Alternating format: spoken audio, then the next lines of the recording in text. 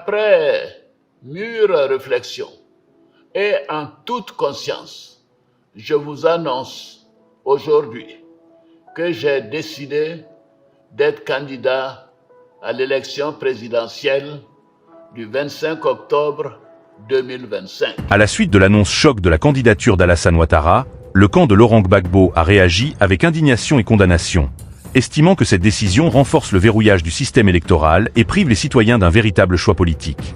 Malgré l'interdiction de Gbagbo de participer, son camp met en place une stratégie d'union de l'opposition afin de contrer ce qu'il voit comme une extension illégitime du pouvoir en place. Le bras de fer politique s'annonce donc intense dans les semaines à venir, tandis que la légitimité du scrutin reste contestée par plusieurs acteurs au sein et à l'extérieur du pays. Le président sortant, Alassane Ouattara, 83 ans, a officiellement déclaré qu'il briguait un 4e mandat, s'appuyant sur une révision constitutionnelle de 2016 qui aurait réinitialisé le compteur des mandats présidentiels. Il a affirmé que son état de santé et l'urgence des défis sécuritaires et économiques du pays justifiaient sa décision.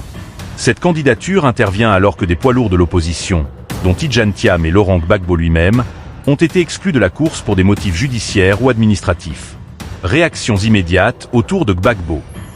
Indignation forte de l'opposition liée à Gbagbo. Et cette candidature est dénoncée comme anticonstitutionnelle par Pascal Affi N'Guessan, dirigeant du Front populaire ivoirien, PPI-FPI, qui rappelle que la constitution originelle limite à 2 mandats et que Ouattara a lui-même affirmé vouloir passer le témoin à la génération montante. Il estime que l'exclusion de Gbagbo et d'autres figures clés empêche tout scrutin libre et transparent.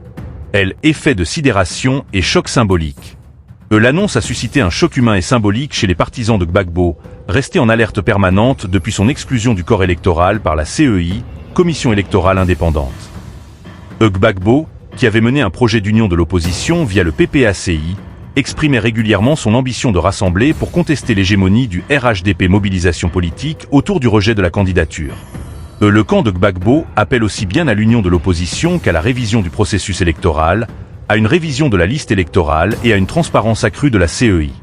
Plusieurs leaders politiques, notamment Guillaume Soro, Charles Blé Goudet, Simone Évêque Gbagbo, travaillent depuis plusieurs mois à constituer un front contre le RHDP pour éviter une crise post-électorale.